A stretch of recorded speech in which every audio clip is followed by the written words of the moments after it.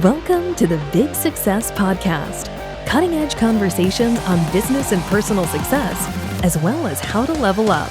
Here's your host, #1 business coach in the world, Brad Sugars. Hi, and welcome to this episode of the Big Success Podcast. I'm Brad Sugars, and BS stands for Big Success and Brad Sugars. That's right. This week, we're amazingly lucky to be joined by Scott McKain. Scott, the author of the book Iconic. Obviously, it's an amazing book because it's called Iconic, but it was listed as a top 10 business books in its first year, released by Forbes, and that's because it's so crazy good. How you can build an amazing business, how you can build an amazing brand. We're talking success with Scott today. Now, if you talk about success, this is a guy who was booked by Arnold Schwarzenegger to give a presentation at the White House in front of the president. That's the level of success we're talking about here, and that's the man we're going to be learning from. So jump in, take notes, follow along the Big Success Podcast. At the end, I'll give you the show notes, and you can take a look at how you can connect with Scott. Well, hey, Scott, welcome to the podcast. Big Success is here, and big success you've had, and we're going to chat all about it. I appreciate it, Brad. It's always great being with you. And I thank you for the privilege of being with you on the show today. You know, when we talk about big success, we always start with the same question. What is success to you? What's your version of how would you describe success?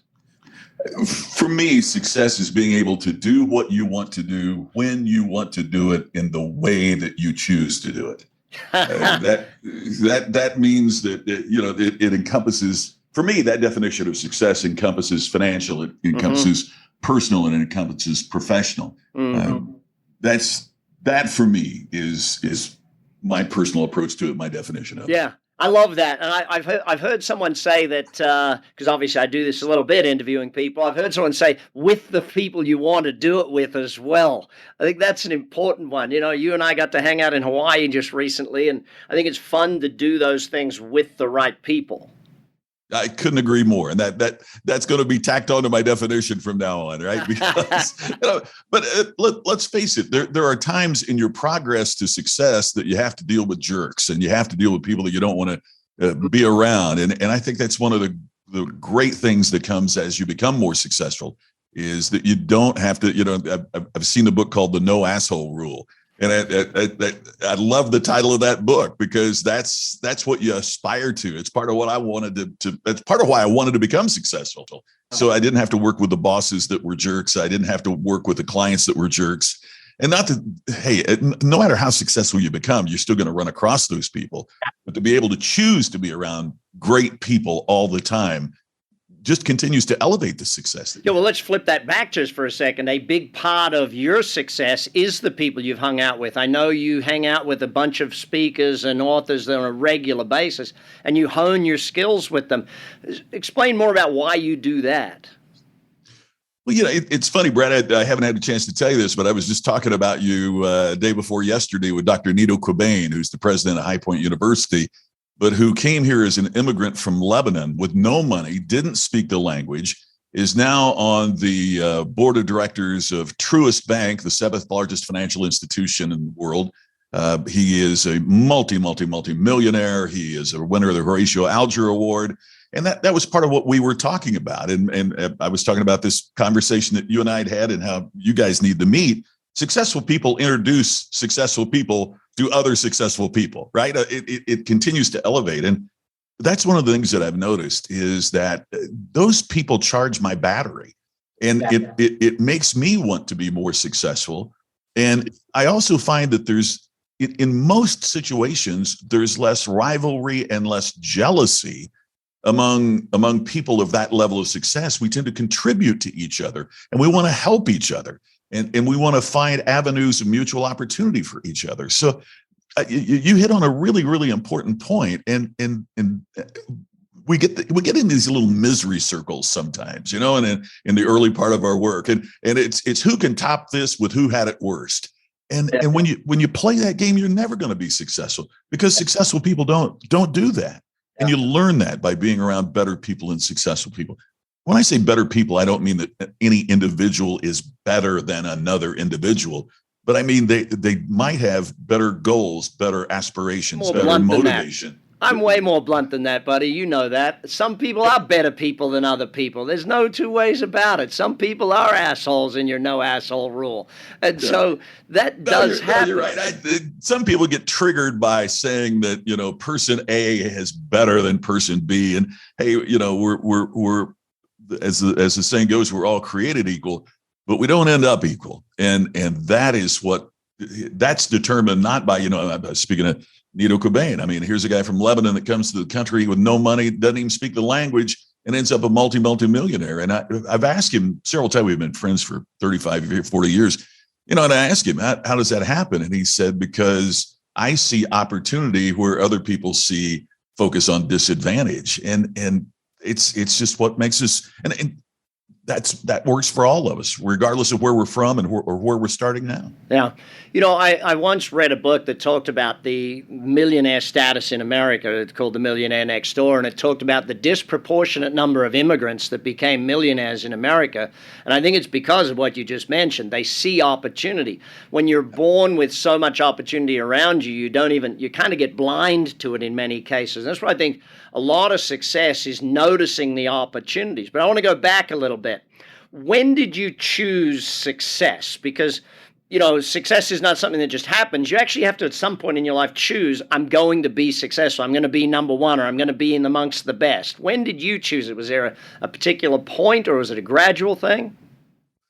It was the summer before my freshman year in high school. I was sitting on the next to the last row of Loeb Playhouse at Purdue University, attending my first convention as a member of the FFA, which at that time stood for Future Farmers of America.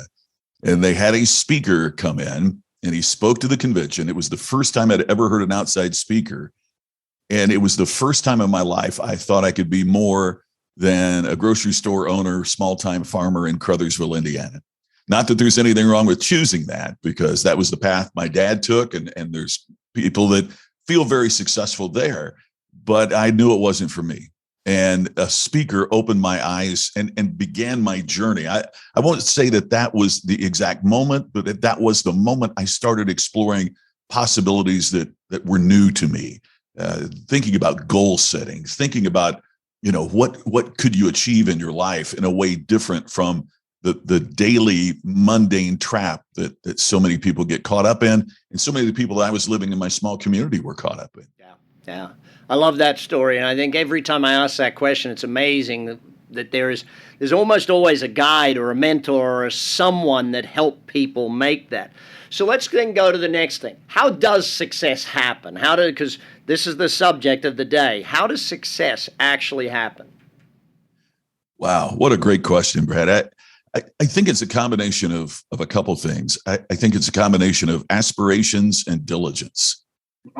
You have to have the aspiration, right? I mean, the metaphor has been overused, but I can't imagine playing football on a field with no yardage markers and no goal line, right? I mean, if you don't know where you're going, you're not going to get there. We've heard that a million times, but the reason it's a cliche is because it's so doggone true.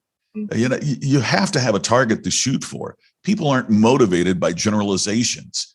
They get motivated by specifics. So there has to be a specific aspiration. But then, just like in anything else, you got to do the reps. I mean, I have people come up to me after a speech sometimes and say, gosh, I'd give anything if I could give a speech like you. And my standard response is, if you would have given what I have given, you would be able to get up and give a speech like me. People see people see me on the big stage at BizX or at other conferences. Man, they don't see 30 years ago with that bar across the back of my car so I could hang my clothes up in the back seat, driving from Ottumwa, Iowa to Cedar Rapids in the middle of the night, to give a speech for $200. I mean, you've got to do the reps. You've got to put in your time. And there are hacks and there are learning methods that can help you avoid some of the mistakes, but those can never take away just the showing up and being there and doing it. You get better at sales by making more sales calls. You get better at speaking by giving more speeches.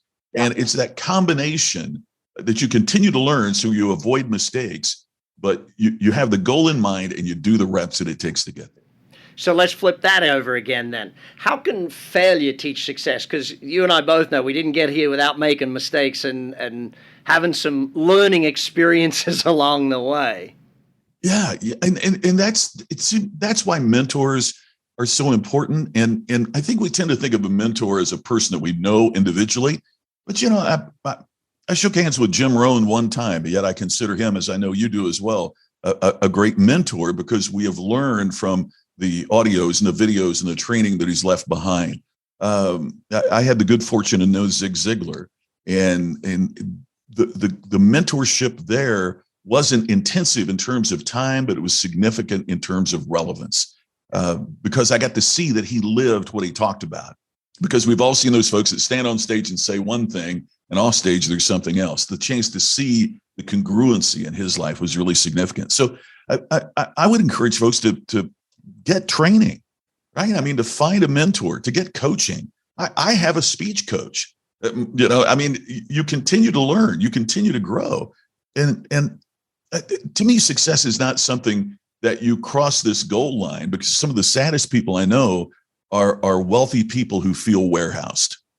They got to a certain point and they stopped doing the things that got them to that point. So there's nothing for them to live for, nothing that drives them, nothing that I have a speaker friend who retired, and he retired at age 67.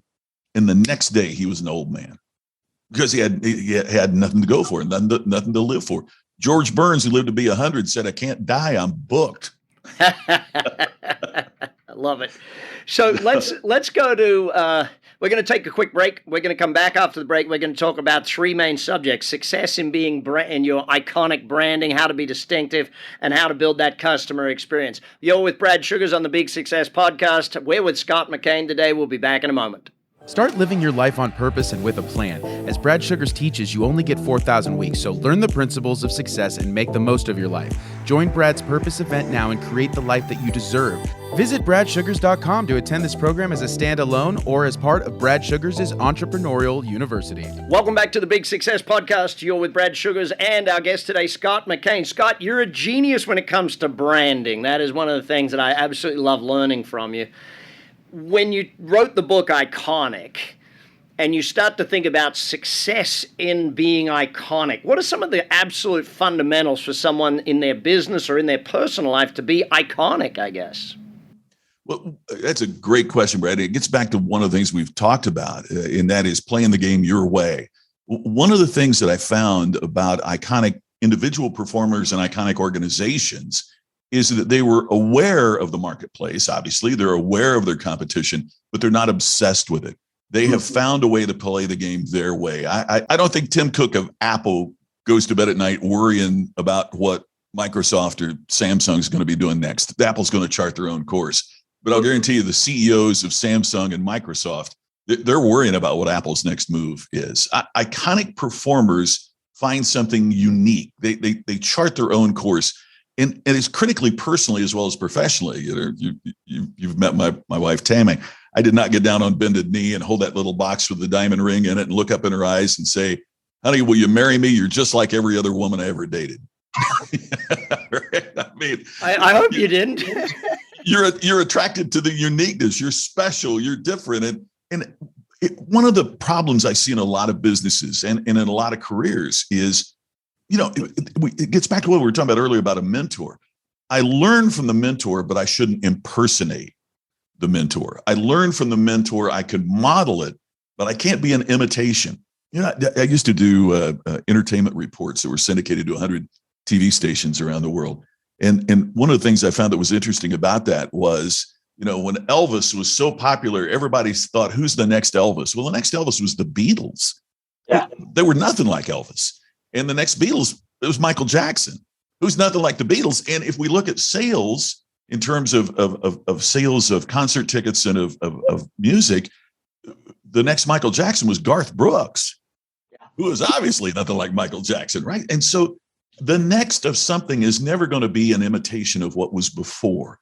So iconic performers chart their own path, whether it's as an organization or whether it's as an individual. They define their uniqueness and they exploit that uniqueness. business. Yeah, it's hard to disrupt or innovate if you're following. It's always going to be there. Yes, So that leads yes, to distinction then. The other amazing book of yours, and one of the things that I love learning from you is about how you create that distinction. So how does a business succeed in going from being the same to actually being distinct and being different? How do they do that?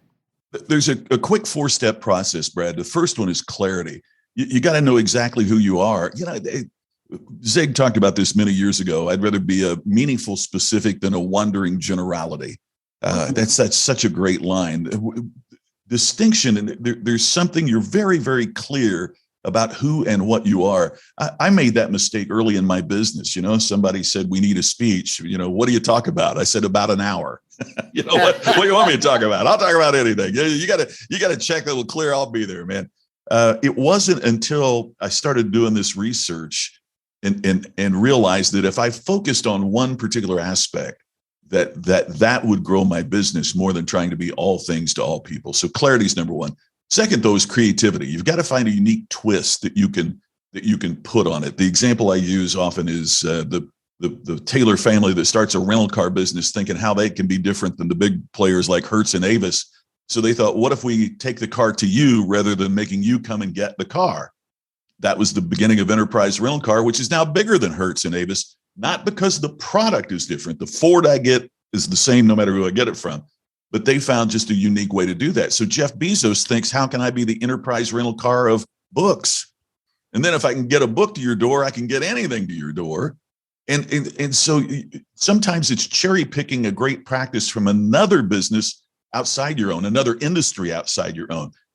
What if Amazon was going to run my business? How would they run it differently than I'm running it? Something unique, something creative. Third is communication, and that's the power of story. How do we create a compelling narrative? I go on websites all the time. You and I have talked about this, Brad, and you just see a list of qualifications or a resume thinking that is going to compel somebody to do business with you. It's exactly the opposite. We've got to hook them with a compelling story that gets people interested and engaged and wanting to know more and wanting to connect with you. So communication is third, and then fourth is the customer experience. So it's how customers feel about doing business with us. So it's clarity, creativity, communication, customer experience. So let's deal with that fourth one, because I think that is, and I know you're writing another book on this subject of the customer experience. When you talk about the customer experience, and you relayed a story to me recently about the dogs in the hotel, and maybe you could relay that story again, because I think that's something that when you talk about successful customer experiences, I don't think a lot of people really grasp how far you can go with that. Oh, it's amazing.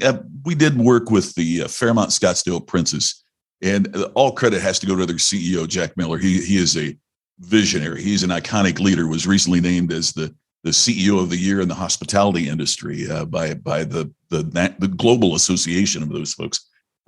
We did a process with them about creating distinction, but the hotel doesn't create distinction. You got to break it down. What's a distinctive front desk? What's distinctive housekeeping? What's distinctive about the valet parkers? Those kinds of things. You break it down into each step. In businesses, we have silos. We tend to think of business vertically, but our customers experience this horizontally. So we bring it all together. So one of the things they talked about is we want to make you feel at home. Every resort has a beautiful, in Scottsdale, every resort has a beautiful lobby. They all have nice beds. They all have great rooms. We want to make you feel at home. So how do we do that? So they went out and they got 2 golden retrievers, and they named them Bigsby and Griggs. And you walk in and they have a handler that takes care of them, but you walk in and the handler kind of observes if you're comfortable with the dog or not. But you walk in to check in and you stand there in line. Well, what takes your mind off the line? You got 2 golden retrievers, tail wagging. The guy will give you a treat to give the dog. Man, you just feel so great. One of the most important things then that businesses can be asking, and we can ask of ourselves, is this question: and then what? So they said, and then what? How do we take this? So they created a coloring book featuring the characters of Bigsby and Griggs, the dogs, so that moms and dads can take that coloring book home to their kids and say, I met these dogs when they were on the road, and they wanted me to give you this coloring book. So now the kids are coloring the coloring book. Talk about connection to the Scottsdale Princess. So kids want to go see it. So they now the kids want to go on vacation there. So they get more business. I'll tell you another quick thing. I didn't mention this in the speech, but another quick thing they did is it's the desert. They're a hotel that does conventions. The slowest time is Christmas, right? There's no meetings going on at Christmas. They created, an iconic, show-stopping Christmas celebration there. Over 1 million lights, an ice skating rink, a little kid's train that runs around. The hotel is sold out now during what was formerly its highest vacancy rate, because people from all over the country now are coming back. Or if you live in Phoenix and you have family coming in, you put them at the Scottsdale Princess so they have something to do. It is absolutely amazing. And it has become iconic in what they do. It is now the single most profitable of all of the Fairmont hotels in the world. Wow. Oh my God. So many things we can be learning. All right. We're going to take a quick break. We're here with Brad Sugars. I'm on the Big Success Podcast. Scott McKain's our guest. We're going to be back with him talking about leveling up, how to go from success to big success. Scott McKain is a globally recognized authority on how organizations and professionals create distinction to attract and retain customers while standing out in a hyper-competitive marketplace. Find out more on scottmckain.com today.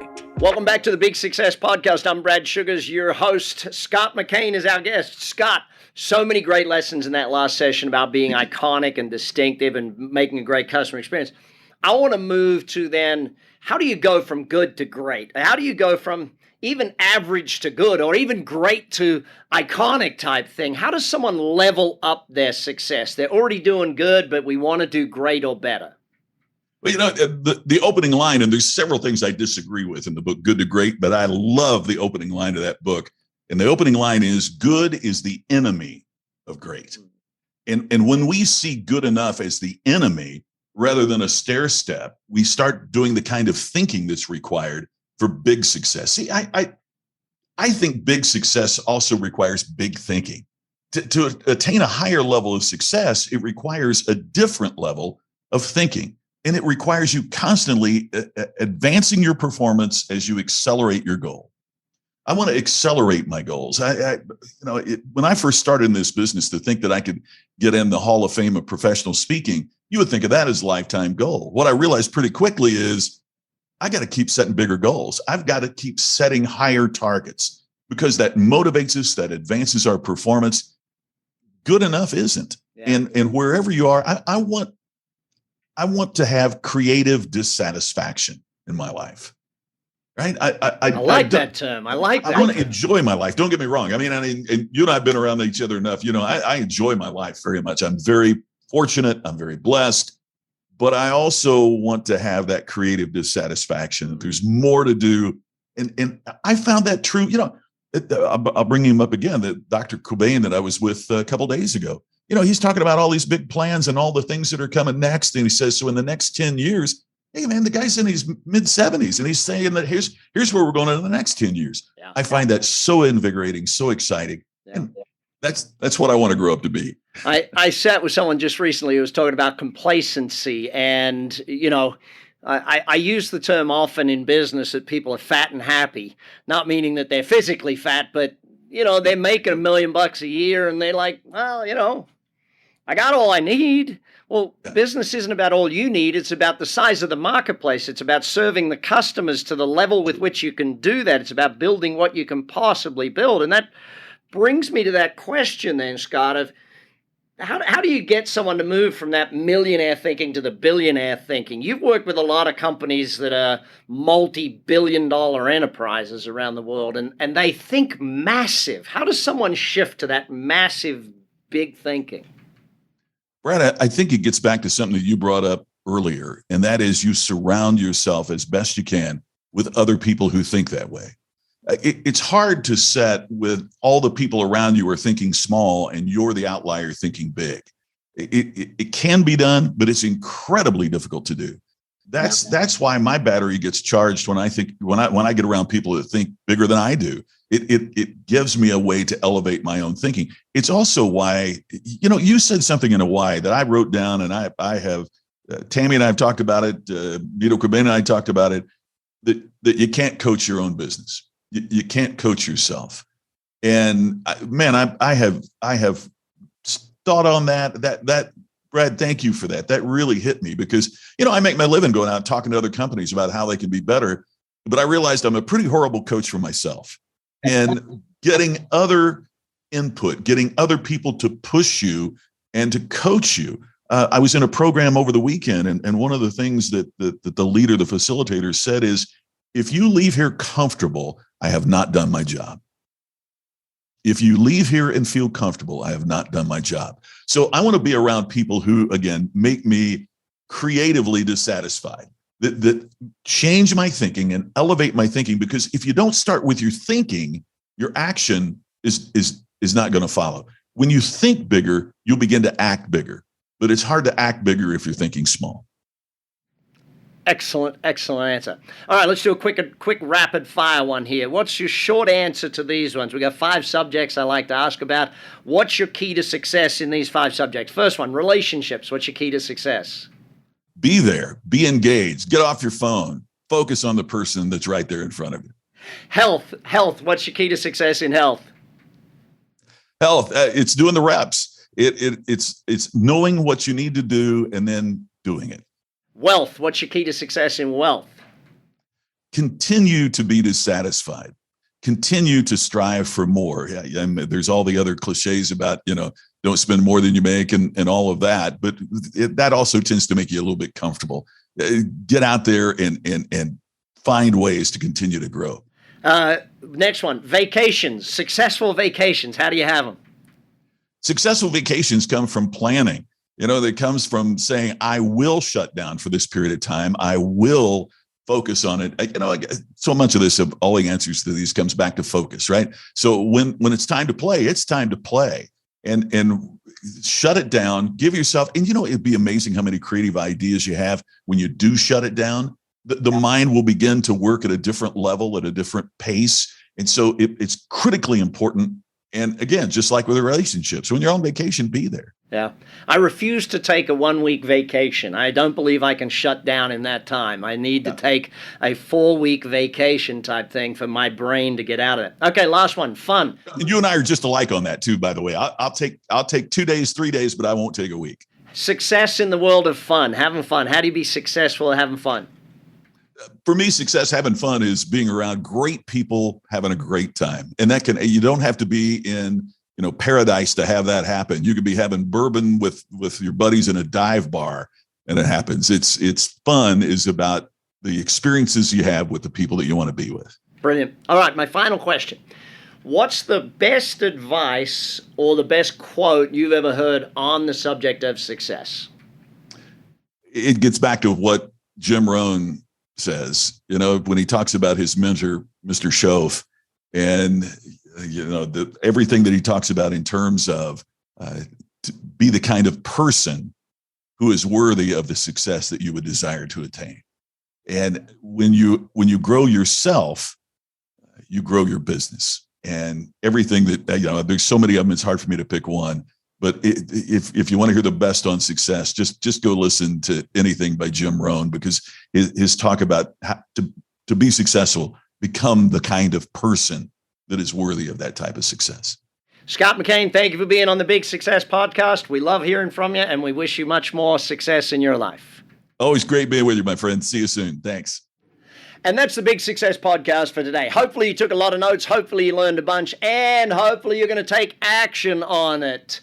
BS, Brad Sugars, Big Success, take action. Check all the show notes for all of the links. So make sure that you have links to every single thing that every speaker has in our show notes. Check them now. Click the links. Take advantage of it. And I'll speak to you again next time on the Big Success Podcast. You've been listening to the Big Success Podcast with the #1 business coach in the world, Brad Sugars. To learn more about how to achieve business and personal success, as well as how to level up or listen to past episodes, visit www.bradsugars.com.